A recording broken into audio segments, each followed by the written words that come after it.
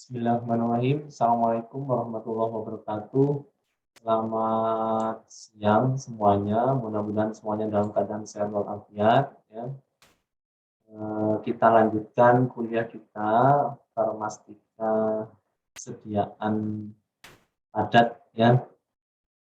Setelah minggu kemarin kita membahas tentang granulasi secara umum, kemudian mengetahui lebih detail mengenai granulasi cara basah. Maka pada yang hari ini kita akan mendiskusikan tentang granulasi dengan cara kering atau granulasi kering.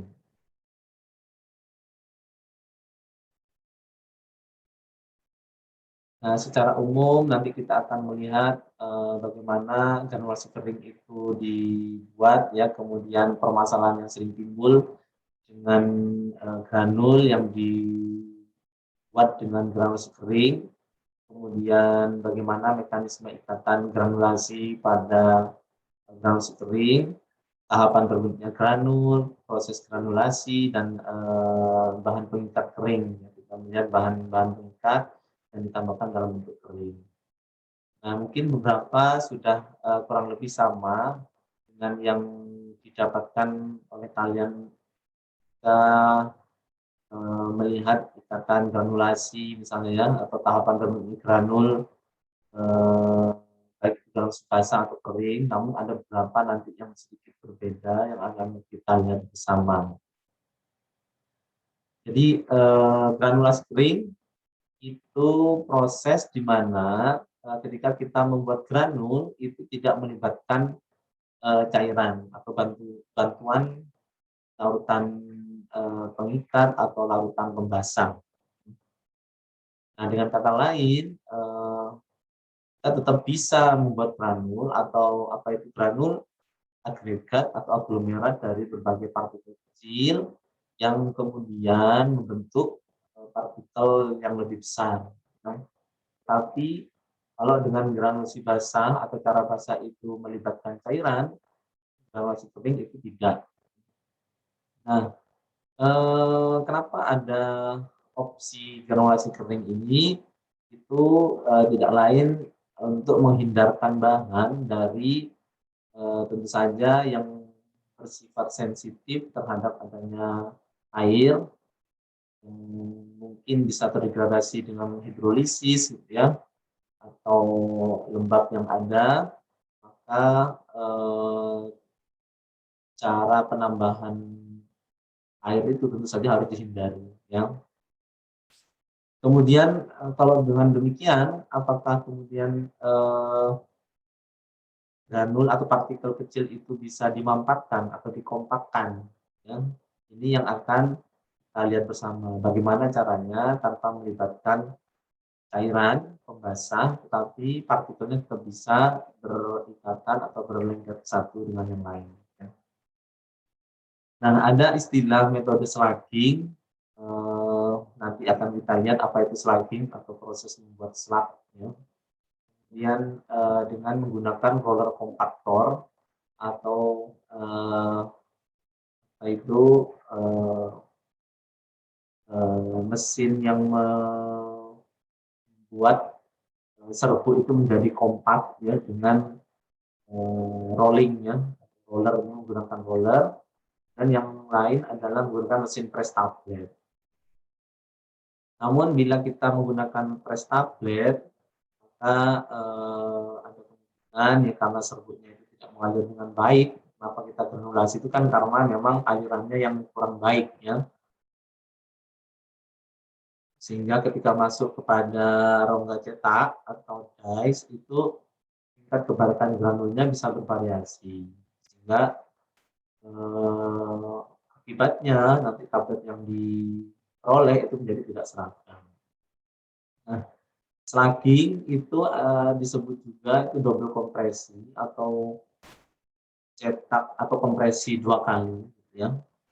Jadi kalau membuat tablet biasa itu kan dikompresinya sekali, ya. Setelah dibuat granul kemudian dikompresi, ditabletasi.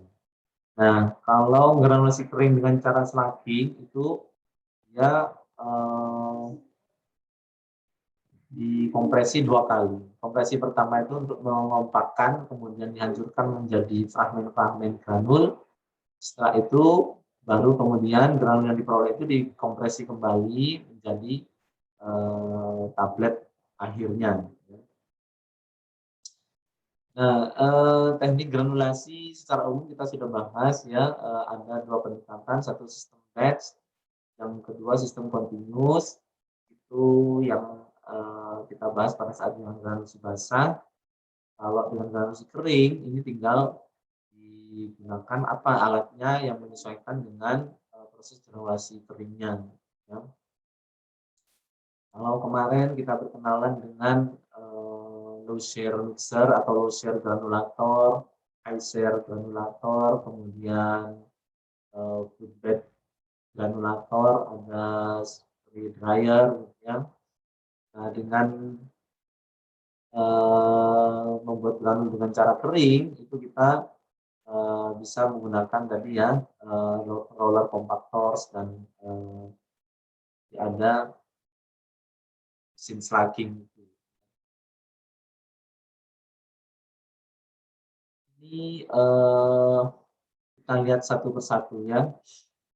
Apa itu slugging? Ya, jadi slugging itu adalah atau slug itu adalah tablet ukuran besar. Jadi serbuk yang tadinya tidak bisa dikompakkan, tidak bisa mengalir dengan baik, kita cetak menjadi slug ini, tablet berukuran besar. Kemudian setelah terjadi atau sudah terbentuk tablet ukuran besar, meskipun tidak harus sempurna tabletnya, yang penting bisa dipadatkan ya. Di tablet itu akan terbentuk sebagai bongkahan besar ya. Tablet ukuran besar ini kemudian dimiling ya. Slugnya itu dimiling, dihancurkan sampai terbentuk granul. Nah, granulnya inilah yang kemudian harus dievaluasi apakah sudah sesuai atau tidak dengan spesifikasi yang ditentukan di awal. Apa saja evaluasinya sama dengan evaluasi granulasi dengan cara basah. Mungkin tidak menggunakan analisis moisture content dan seterusnya karena memang tidak menggunakan cairan. Nah, setelah granulnya itu dianggap sudah bagus, sudah memenuhi 2 aspek utama, yaitu sifat alirnya yang baik, kemudian kompaktabilitasnya yang baik, maka bisa dilakukan pengumpaan yang kedua, jadi tablet akhir. Ya. Selama granul yang diperoleh itu misalnya di slugging, kemudian dihancurkan, dimiling ya, maka terbentuk granul, kemudian kalian coba cek sifat alir dan kompaktabilitasnya. Nah, apabila tidak memenuhi syarat, maka bisa dilakukan proses slugging kembali. Ya. Jadi di-slugging ulang, digiling kembali, kemudian dilihat granulnya. Biasanya setelah 2 kali slugging itu sudah sangat membaik, ya. Granulnya sudah bisa bagus, tidak rapuh, dan sifat alir, kompaktabilitasnya juga sudah baik. Ya. Dan dari itu kemudian bila sudah memenuhi syarat, maka bisa dilakukan proses pengembakan jadi tablet. Nah, cara yang kedua, metode yang kedua itu menggunakan roller compaction atau alatnya adalah roller compactor. Itu prinsipnya adalah memadatkan serbuk campuran tadi menjadi flakes ya, atau lempengan padat ya, atau kepingan ini yang akan keluar dari 2 mesin yang saling berputar ya, rolling ya. Jadi seperti membuat 2 silinder yang saling berputar, kemudian serbuk campurannya itu dipaksa di press melewati di tengah-tengahnya, kemudian setelah keluar itu akan menjadi lempengan ya. Lempengan itu setara dengan slug tadi ya. Maka kemudian lempengan itu akan dimiling menjadi granul ya. Baru setelah diperoleh granul yang memenuhi syarat, bisa dilakukan pengumpaan menjadi tablet. Nanti kita lihat ada ilustrasi bagaimana membuat dengan roller compactor ini, dan punya bayangan seperti apa gitu ya. Berikutnya, eee, kita lihat, detail slugging ya. Jadi, proses granulasi kering menggunakan slugging tentu saja karena membuat tablet ukuran besar, maka dia menggunakan alat pres tablet ya. Jadi membuat tablet tapi ukurannya raksasa ya. Nah, proses pemadatan dengan tabletasi pertama itu yang disebut dengan slugging ya. Biasanya, ukuran slug-nya itu atau tablet besarnya itu, diameternya kurang lebih 2,5 senti atau, bisa ya tergantung ya berapa yang mau kita buat. Tebalnya kurang lebih 1 senti dan seterusnya atau lebih. Nah, mungkin kalian kalau melihat, apa itu ya, permen atau tablet hisap itu yang besar itu ya, itu seperti itu slugging ya. Nah, kemudian, slug yang besar itu dihancurkan menggunakan hammer mill ini ya. Hammer mill ini dipakai untuk memecah slug-nya sampai terbentuk granul ya. Nah, beberapa industri yang menggunakan metode granulasi kering cara slugging ini, dia menggunakan mesin tabletnya untuk memadatkan serbuk keringnya ya. Jadi, menghemat alat.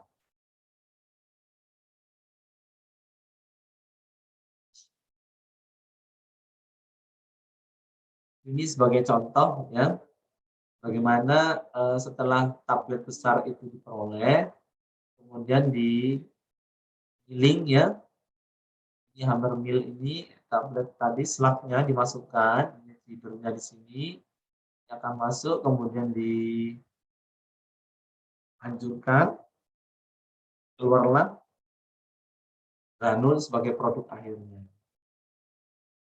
Ya, ini akan berputar menghancurkan slug yang besar tadi ya.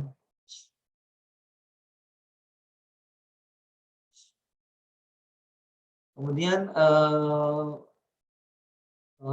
cara slugging itu cocok untuk bahan-bahan yang bagaimana, itu kita lihat, itu untuk bahan yang tentu saja tidak bisa dipakai dengan cara cetak langsung, sama halnya dengan cara basah, ya.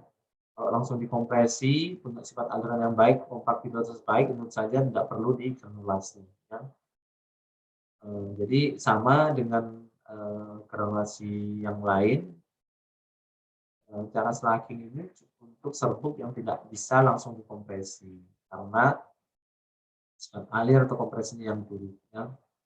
Kemudian, untuk membuat tablet slug yang besar itu, biasanya kekuatan kompresinya itu lebih besar dibandingkan ketika mencetak tablet biasa. Kalau normal mungkin maksimal 4 ton, ini bisa sampai 1,5 kalinya atau 2 kalinya, ya. Nah, oleh karena itu, untuk memanfaatkan yang besar itu memang dibutuhkan tekanan yang, atau kekuatan kompresi yang sangat, jauh lebih tinggi, gitu ya, dibandingkan membuat tablet biasa. Kemudian, karena alirannya yang tidak konstan, biasanya untuk, membuat serat itu agak lambat ya, karena aliran serbuknya itu yang memang tersendat-sendat, tidak mengalir dengan baik. Sehingga, eee, waktu yang dibutuhkan untuk membuat tablet seratnya itu menjadi agak lama ya. Nah, ada beberapa tips dan bagaimana membuat serat itu ukuran yang ideal berapa? Apakah yang besar 1 inci misalnya atau 1,5 inci atau bagaimana, ya, atau lebih kecil lagi. Itu dilihat dari, ini, karakteristik materialnya atau bahan serbuk yang akan diserat, ya. Kalau misalnya bahan-bahannya itu tidak mengalir, tidak bisa dikompakkan, tapi, eee, apa namanya, artinya tidak sangat buruk ya, maka bisa menggunakan ukuran slug yang 1 inci itu sudah cukup untuk melakukan slugging ya. Semakin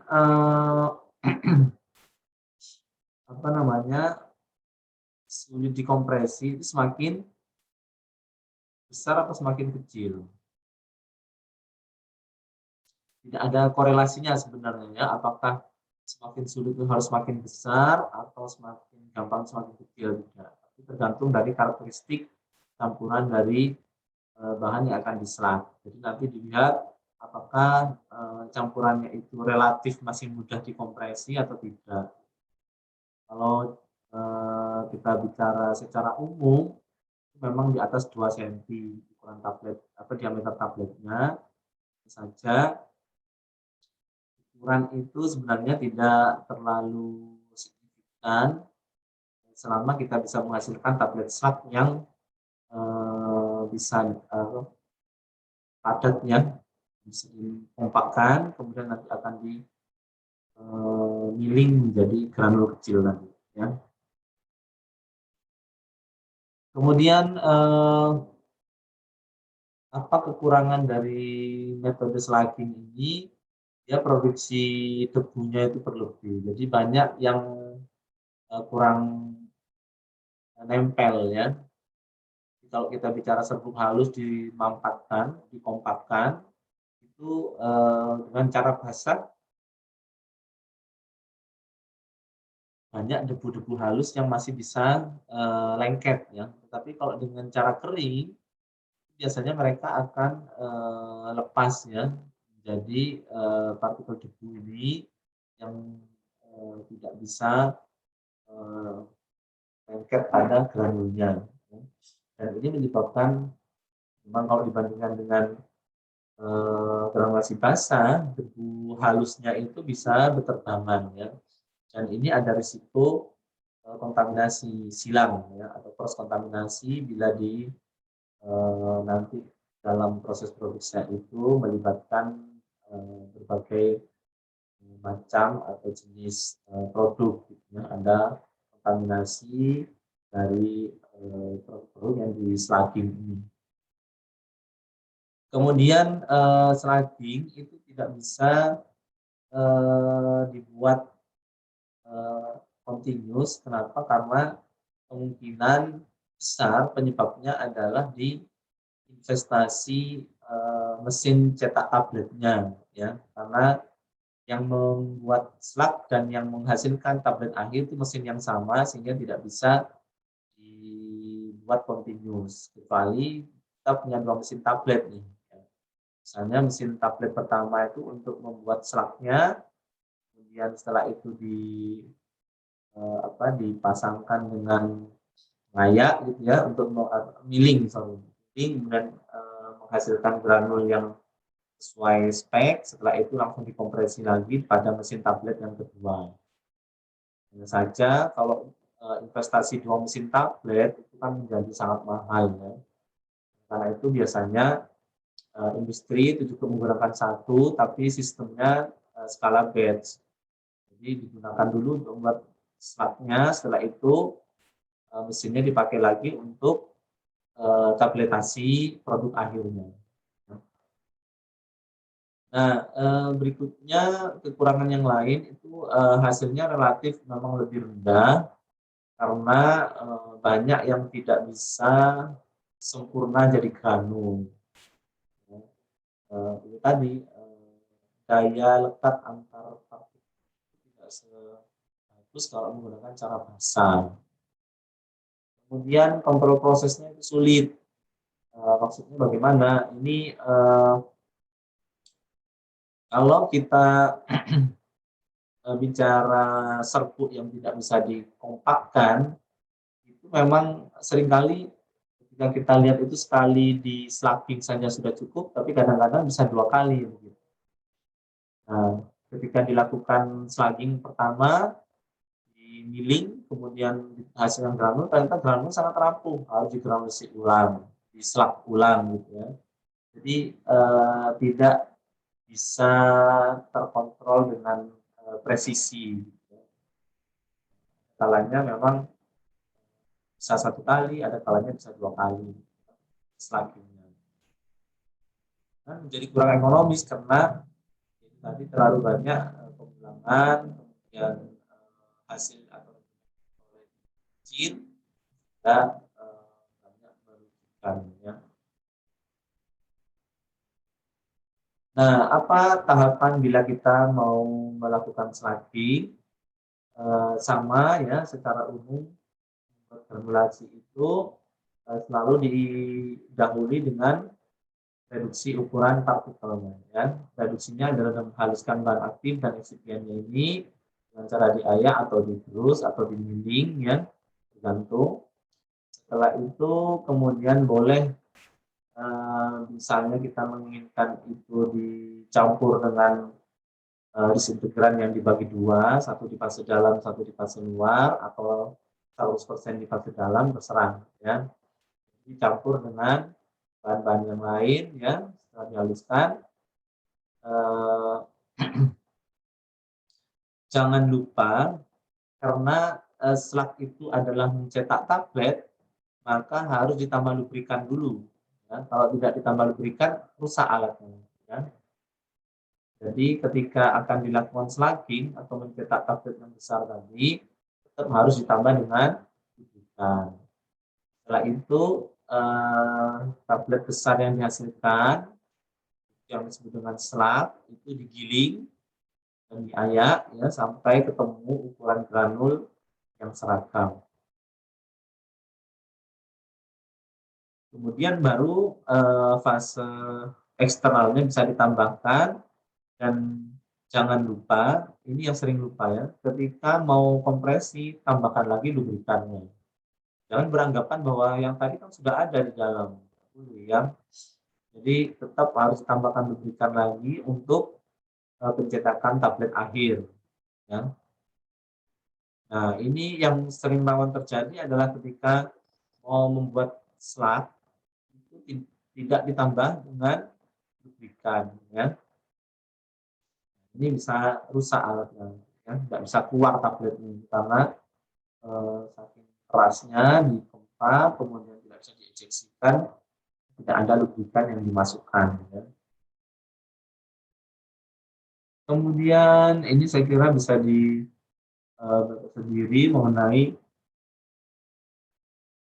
kekurangan metode granulasi kering ini. Ya.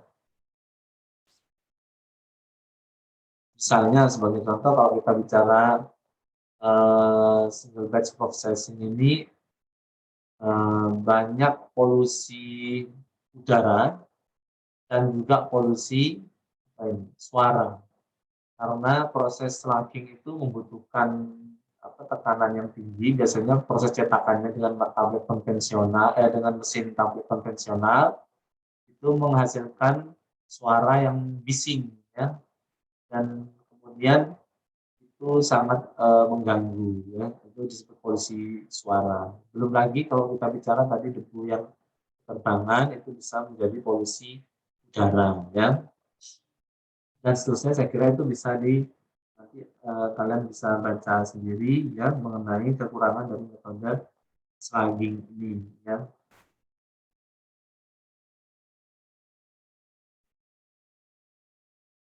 Nah, kalau kita bicara metode yang kedua selain slugging itu adalah dengan roller compactor atau roller compaction ini, itu bisa continuous ininya ya. Mulai dari dia membuat flakes-nya, ini adalah serbuk yang akan dibuat granul kering ya, serbuk halus tadi dimasukkan ke feedernya ini, dia akan masuk melewati 2 silinder yang saling berputar dan akan menekan membuat lempengan atau kepingan serbuk ini. Serbuk campuran bisa menjadi lempengan, akan keluar dari sini, lalu setelah itu akan masuk langsung ke miling flakes-nya ini jadi granul ya.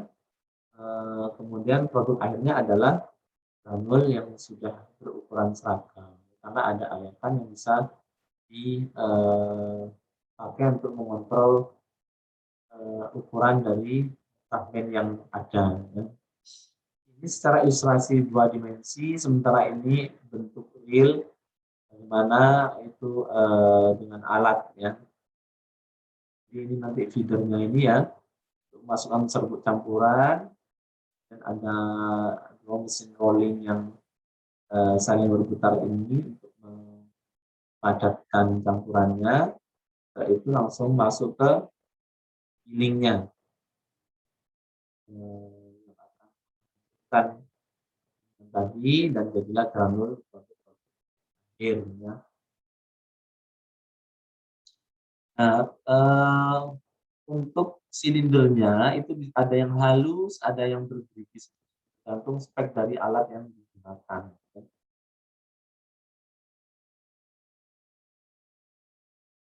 Nah, ini kalau kita menggunakan cara atau alat roller kompleks ya, roller kompaktor ya, maka serbuk yang sudah dicampur itu akan dipadatkan melalui dua silinder yang saling berputar ini membentuk flakes atau kepingan padat ya. Kemudian baru dipecah jadi granul dengan cara digiling dengan lingkarnya pada ukuran yang sesuai dengan yang diinginkan. Nah, bagaimana seberapa padat flakes atau kepingan yang ingin dihasilkan itu kita bisa atur di kompaktornya, mengubah jenis silindernya atau merubah jenis tekanannya. Ya.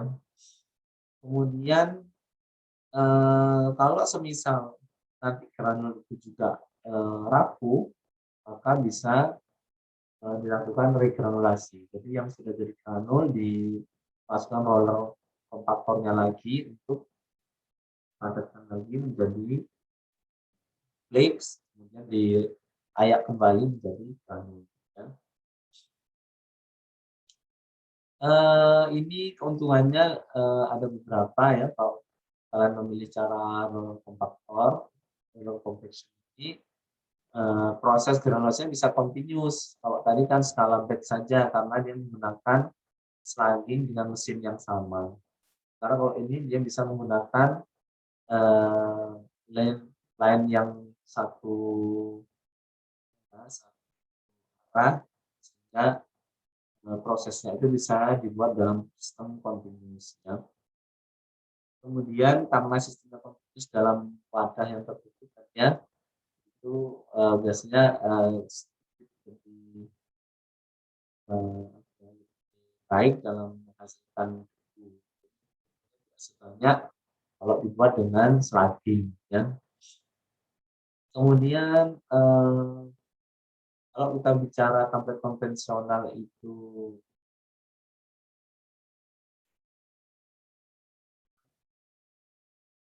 power ya untuk mengoperasikan, tetapi kalau roller kompaktor ini relatif lebih sedikit kebutuhan energi dan tenaga. Ya, istilahnya itu apa itu namanya? Memanfaatkan ya dalam waktu dua berputar. Ya, ini saya kira bisa dibantu sendiri mengenai apa saja keuntungan roller kompaktor dan dalam menghasilkan granul X sebelum dicetak jadi granul. Nah, berikutnya kemudian kalau begitu, kalau kalian ingat dengan granulasi basah itu kan kita ketika menambahkan pembasah ke dalam campuran serbuk kan dicari sampai terbentuk massa granul ya. Massa granul itu yang bisa dikepalkan. Setelah itu ketika dipecah dia tidak akan jadi serbuk lagi, tetapi hanya menjadi pecah menjadi dua bagian misalnya begitu, itu sudah cukup terbentuk massa granul. Kalau kita cara dengan menggunakan cara basah. Kalau dengan cara kering, bagaimana menentukan titik akhir granulasinya? Jadi seberapa padat bisa dilakukan pengayakan setelah dikompakkan tadi. Kata lainnya begitu. Jadi ada metode sederhana yang bisa kalian pakai yaitu membuat bola granul yang digulung di tangan. Jadi kalau misalnya tadi serbuk campurannya itu kalau digulung-gulung tidak bisa menghasilkan bola kan begitu karena tidak bisa dikompakkan.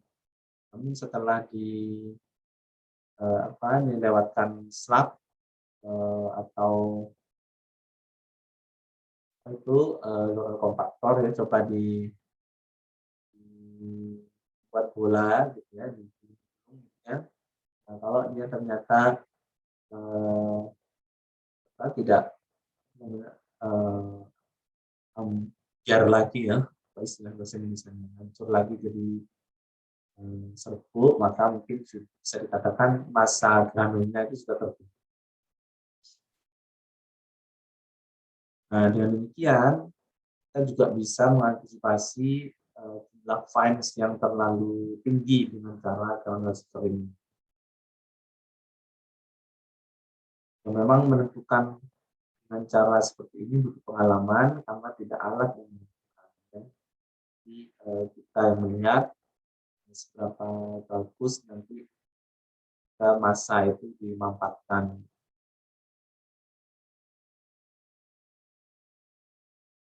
Dan cara yang lain, misalnya untuk melihat titik akhir granulasi itu dengan cara apa? Sama hanya dengan granulasi basah kemarinnya, masih ingat enggak? Konsumsi power ya. Cara tidak langsung kan melihat konsumsi power atau apa? Masih ingat? Ada sensor yang diberikan ke alat ya untuk melihat seberapa berat ketika dia melakukan mixing ya.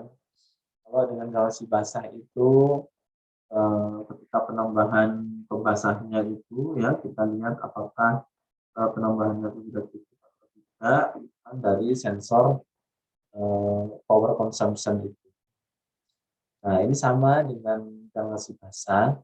Jadi kita lihat tegangan arus motor yang menggerakkan mixer atau millingnya ya, bagaimana, semakin tinggi atau semakin rendah, itu dilihat dengan seperti yang lalu kita pelajari untuk granulasi basah.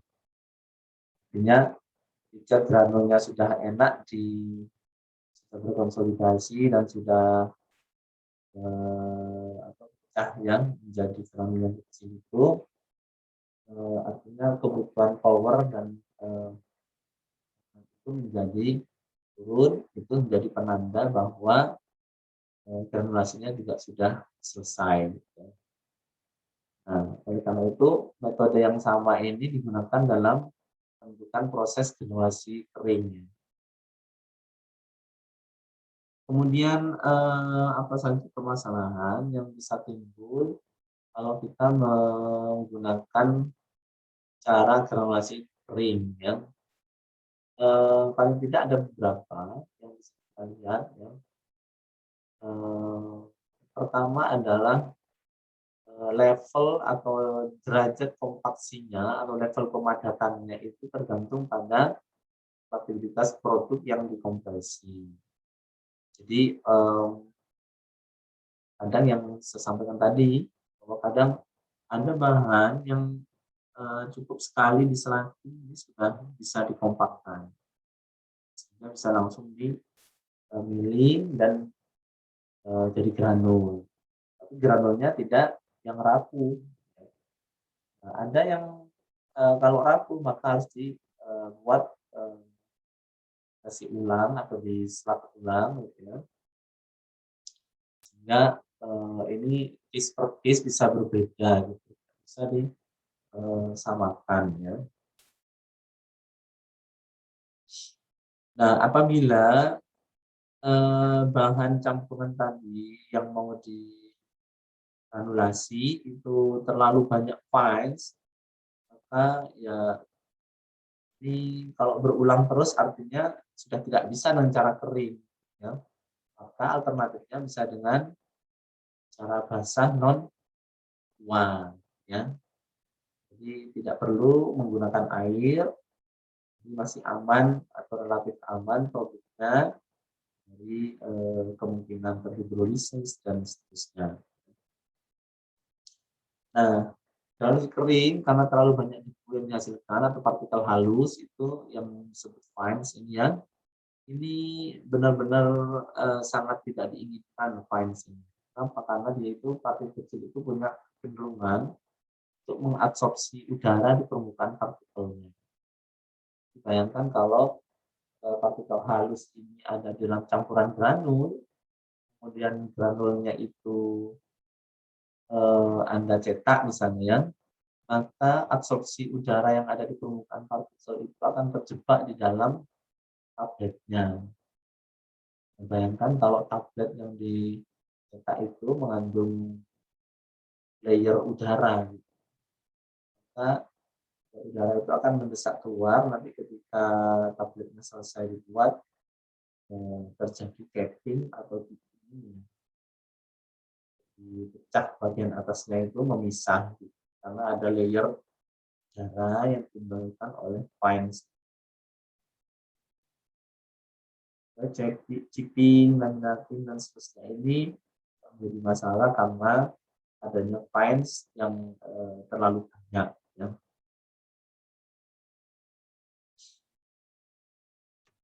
Kemudian saya kira kalau fines-nya terlalu banyak, nanti harus dilihat sifat airnya bagaimana, kompatibilitasnya bagaimana. Kalau sifat airnya sudah baik, kompatibilitasnya sebenarnya sudah baik, hanya saja fines masih terlalu besar, itu kita berisiko nanti ya, kalau sudah baik tapi fines masih banyak, bisa berisiko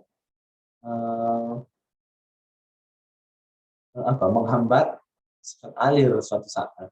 Mungkin awal-awal akan konstan, tapi lama-lama tetap tidak bisa konstan aliran bahannya. Ini akan menyebabkan seragaman bobotnya nanti bisa tetap bervariasi ya.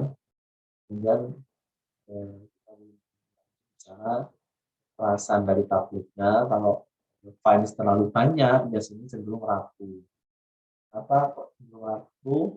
Karena itu tadi fines itu partikel yang kecil yang menyebabkan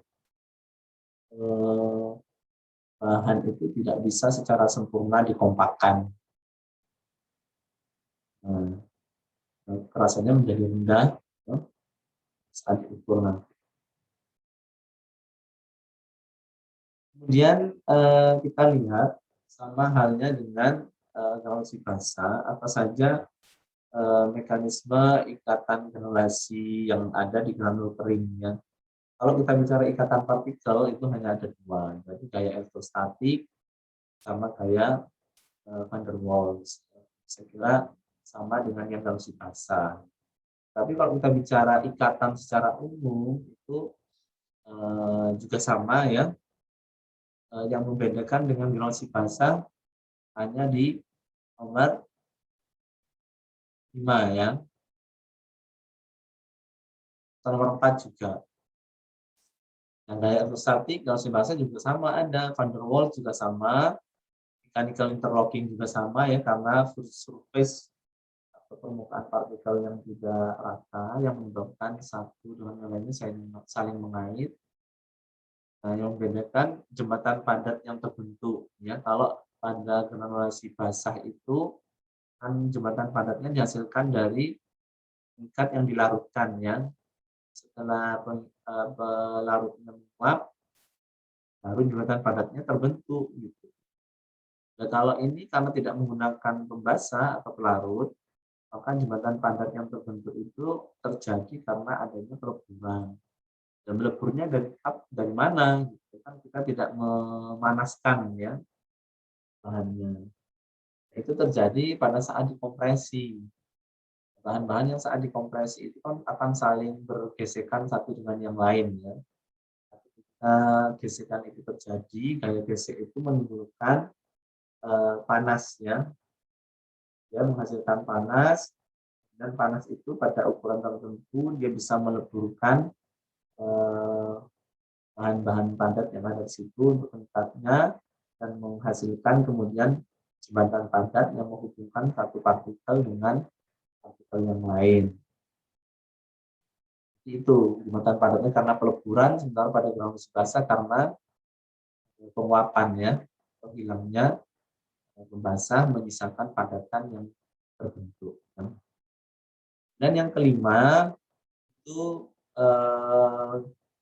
pecatan granul itu terjadi karena adanya pemadatan saat kompresi. Nah, ini kurang lebih hanya faktor dipadatkan, dikompakkan, kita membuat slug atau membuat flakes ya. Nah, tergantung kita mau memilih membuat slug atau membuat flakes, kepingan tadi. Pemadatan itu yang kemudian menyebabkan dua partikel kecil atau partikel-partikel yang ada di dalam campuran serbu itu kemudian bisa berikatan membentuk granul yang lebih besar. Nah, tahapan terbentuk granul masih ingat dengan granulasi basah itu dimulai dari nukleasi ya. Kalau granulasi basah kan ada nukleasi atau munculnya atau timbulnya inti granul. Ya. Inti granul muncul karena ada pembasah yang sudah terpapar oleh pelarut ya, atau pembasah. Ya, kemudian akan jadi inti dari granulnya. Nah, kalau granulasi kering itu tidak ada nukleasi, ya, karena munculnya itu lebih kepada ketika serbu itu dimasukkan dalam ruang peta atau memasuki roller tadi ya, mesin roller tadi, faktor tadi, itu partikel akan menyusun sedemikian rupa mengisi ruang-ruang kosong itu, kemudian setelah di press atau di apa itu di silinder itu ya dipadatkan ya itu akan terjadi deformasi partikelnya, jadi satunya menjadi slug, satunya menjadi flakes ya. Nah, kemudian slug atau flakes itu difragmentasi menjadi partikel yang kecil. Di saat fragmentasi itu menjadi granul kering itu kenapa dia tidak pecah kecil-kecil itu karena ada ikatan antar partikel seperti yang kita sudah lihat sebelumnya ya, dengan 5 ikatan ini ya. Nah, kenapa granul itu tidak pecah lagi menjadi serbuk halus. Nah, jadi 4 ini tahapan terbentuknya granul untuk cara kering ya. Ya, penyusunan partikel, jadi partikel itu akan menyusun, mengisi rongga-rongga agar settle ya satu dengan yang lain, kemudian dimampatkan dengan slug tadi, slugging tadi, atau dengan roller kompaktor, terjadi deformasi partikel, kemudian dilanjutkan dengan fragmentasi, jadi partikel yang lebih kecil atau granul ya, setelah diayak, jadi akan granul jadi yang sudah merupakan aglomerat dari partikel kecil karena ada ikatan antar partikelnya. Ini tahapan proses sama ya untuk ilustrasi mengenai alat-alat dalam skala industri yang bisa dipakai oleh namanya industri farmasi untuk menghasilkan cara kering ya, cara granulasi kering. Pada intinya sama, hanya saja tadi tidak ada pembasahan. Nah, bahan pengikat untuk proses granulasi dengan cara kering itu harus pastikan pengikatnya itu apa, mudah melebur ya. Jadi, karena dia tidak menggunakan pelarut, maka, pada saat ada kompresi atau rolling action tadi ya, itu bahannya itu bisa, meleleh atau melebur dengan adanya gaya gesek.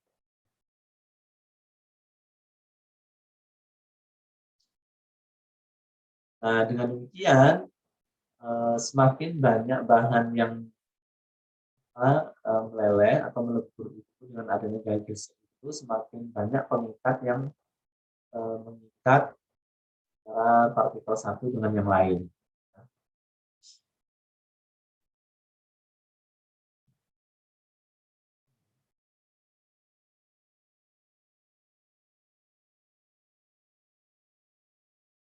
Nah, eee, pada intinya di granulasi kering itu pengikat tidak hanya menggunakan bahan khusus sebagai pengikat begitu ya, tapi bisa memilih bahan pengisi yang ketika dikompresi itu bisa sebagian kecil akan mengalami peleburan itu sudah cukup ya. Jadi, tidak harus menambahkan pengikat granula banyak sama dengan misalnya dengan granulasi sah gitu ya. Tapi kalau kita bisa melihat potensi dari pengisi atau diluent yang kita pakai dalam formulanya nanti, itu apakah dia punya peluang untuk terjadi peleburan pada saat dikompresi. Nah, kalau dia bisa melebur, maka itu bisa membantu mengikat partikel kecil ya. Kemudian apa yang mempengaruhi efektivitas bahan pengikat yang akan ditambahkan, itu satu, bahan partikelnya ya, karena apa? Karena semakin kecil dia akan semakin banyak mengisi atau melapisi rongga-rongga yang ada di dalamnya, sehingga pada saat terjadi gaya gesek dia membentuk lapisan padat ya, jembatan padat. Kemudian, perawatan untuk bahan pengikat yang digunakan cara basah ya, kalau cara kering dia tidak relevan. Kemudian, faktor-faktor misalnya, ya, sekiranya merugikan kalau butuh penyimpanan yang sangat spesifik dengan kondisi yang ekstrim dan seterusnya. Oleh karena itu, eee, cari pengikat yang bisa disimpan dengan, kondisi yang tidak memisahkan gitu ya, harus dingin atau harus, sekian ininya humiditasnya misalnya begitu ya, kita, lebih disukai yang bisa disimpan di suhu ruangan tidak masalah. Misal sebagai contoh kalau kita bicara bahan yang bisa berubah sifatnya pada saat penyimpanan, itu, mungkin kemarin banyak diskusi tentang PPP ya. Nah, PPP itu dia, kalau didiamkan lama, dia bisa mengeras tanah. Tapi tentu saja bukan berarti kemudian tidak jadi pilihan, selama memang kita bisa kontrol tanahnya dengan baik, saya kira, pengerasan itu bisa diantisipasi. Kalau menggunakan, binder atau bahan dari bahan alam misalnya yang kita harus dilihat apakah dia higroskopis, apakah dia, eee, gampang dikunjungi mikroorganisme dan seterusnya. Ini pertimbangan. Ini ada beberapa contoh binders atau bahan pengikat yang bisa dipakai di, cara kering ya. Misalnya, starch yang regelatinasi, kemudian asam algina dan seterusnya ya. Jadi saya kira ini bisa menjaga sendiri ya, bahan-bahan ini bisa ditambahkan dalam bentuk kering. Nah, itu secara umum untuk, eee, membuat granul dengan cara kering ya, dengan slugging dan kedua adalah roller kompaktor ya. Bila ada pertanyaan kami, silakan.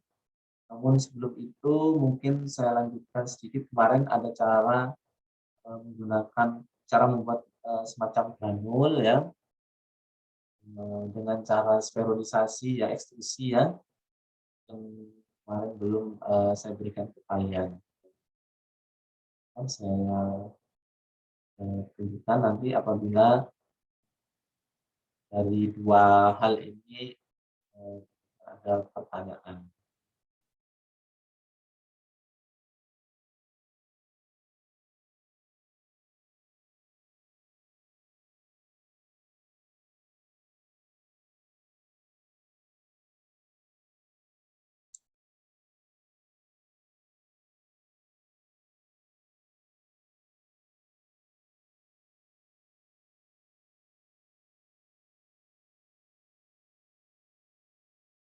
Nah, sudah terlihat di layar? Sudah ya? Nah, ini adalah cara lain untuk membuat granul ya. Dengan ekstrusi sterilisasi itu sebenarnya adalah, lebih terminologinya adalah disebut dengan partikel pellet ya. Pellet itu, mmm, bentuknya sferis ya, bulat ya, ukurannya juga besar sama dengan granul ya. Tapi, kenapa disebut pellet tidak disebut granul, itu kita lihat nanti ya. Jadi merupakan proses, dengan beberapa tahap ya, untuk, bisa menghasilkan partikel sferis ini, dan ukurannya besar. Jadi antara bahan obat dengan bahan, eksipiennya atau di luarnya itu akan melebur menjadi satu, nanti menjadi pellet ini, ya. Nah, ini, lebih, banyak keuntungannya ya, tidak ribet, tidak perlu waktu lama, eee, dibandingkan, apa namanya, bila kita mau buat pellet, itu waktunya lama karena dia,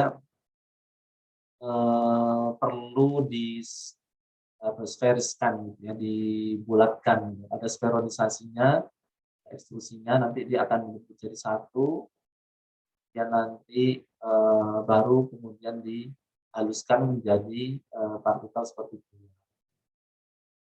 Nah, bahan obat dan, eksipiennya itu nanti akan menjadi satu, baru disterilisasi menggunakan sterilization ini, menghasilkan bentuk pellet.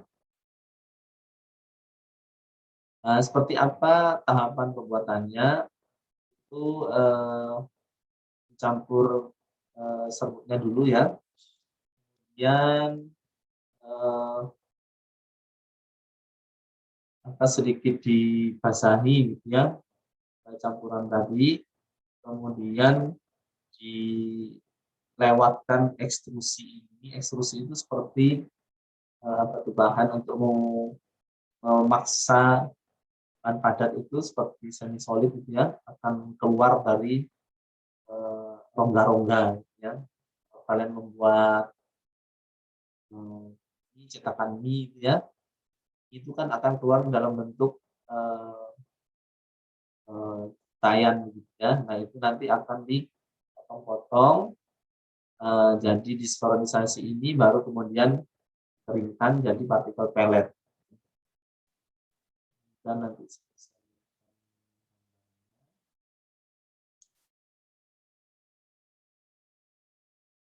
nah, eee,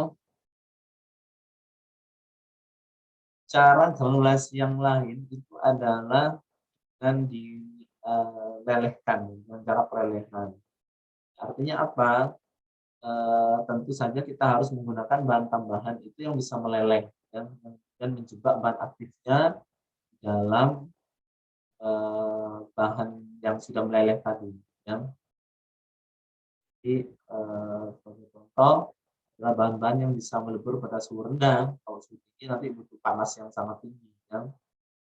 PEG, ada peluk samer, yang lain gitu ya. Nah, kemudian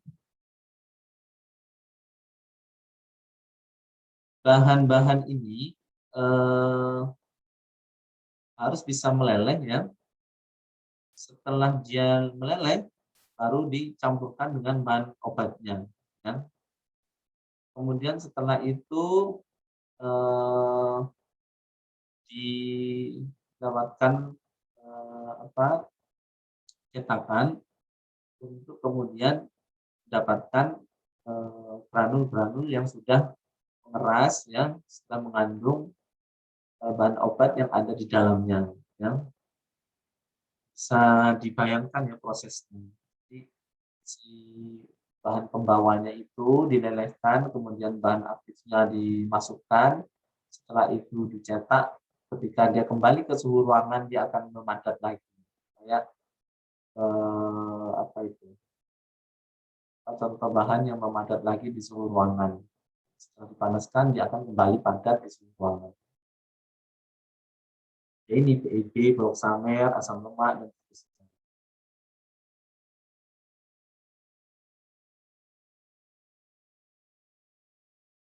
Nah, bisa kemudian ini hanya ditambahkan sebagai pengikat atau sebagai komponen utamanya.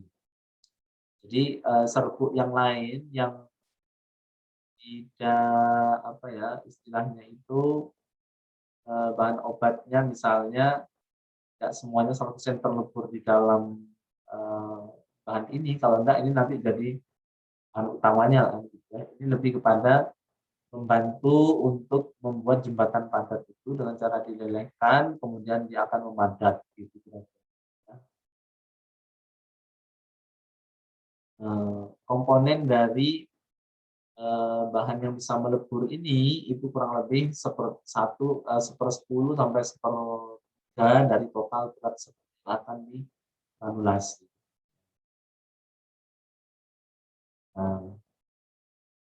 Nah, ini bisa dipakai untuk bahan sama dengan menggunakan cara kering ya. Jadi tidak perlu takut terhadap bahan yang misalnya eh, dia rawan atau sensitif terhadap adanya air, maka bisa menggunakan cara ini. Kalau granulasi kering tidak diinginkan, maka bisa menggunakan ini sebenarnya cara kering juga karena tidak melibatkan airnya, tapi perlu bahan yang bisa meleleh tadi. Nah, bagaimana proses pertumbuhan granulnya kalau dengan cara meltingnya itu basahan, maksudnya pembasahan itu dengan lelehannya tadi yang sehingga kemudian muncul inti granulnya, kemudian ada konsolidasi, baru atrisi atau purifikasi. Nah, kurang lebih seperti ini. Kalau bahan serbuknya itu yang putih ya, dan kalian tambahkan bahan pengikat yang bisa meleleh ini dan kabel material ini, kalau dia dipanaskan, maka kemungkinannya dia bisa berselimutan seperti ini ya, mendistribusikan di permukaan partikel putihnya, dan dia akan beragregat membentuk granul. Atau dengan skema atau mekanisme yang kedua, si serbuknya itu akan menempel di bahan yang meleleh tadi, ya, seperti ini. Jadi tidak didistribusi di masing-masing permukaannya, seperti coating ya, ini seperti terlapisi masing-masing. Kalau semuanya akan menempel di satu droplet besar dari bahan yang meleleh tadi. Ya.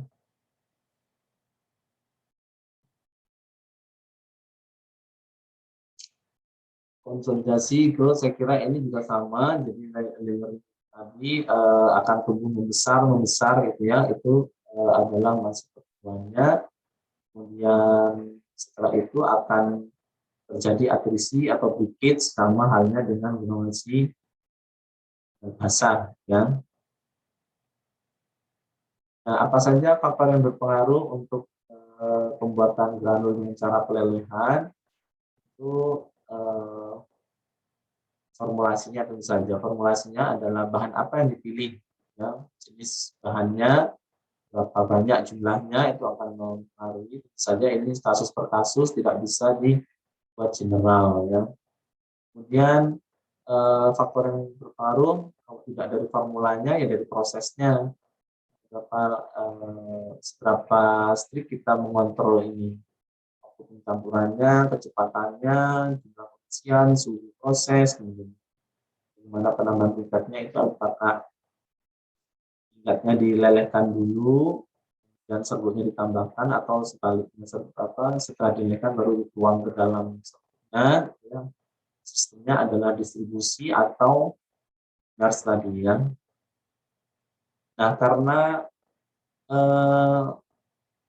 mendistribusikan bahan yang meleleh, maka kalau kita menggunakan low share mixer akan sulit ya, tidak akan cepat terdistribusi ke semua serbuk. Itu biasanya menggunakan yang high share ya, sehingga distribusi leburannya itu bisa lebih merata. Mungkin ini yang bisa saya sampaikan untuk chapter granulasi, baik itu cara basah dan cara kering. Mungkin kalau ada yang belum jelas dan ditanyakan, saya persilahkan.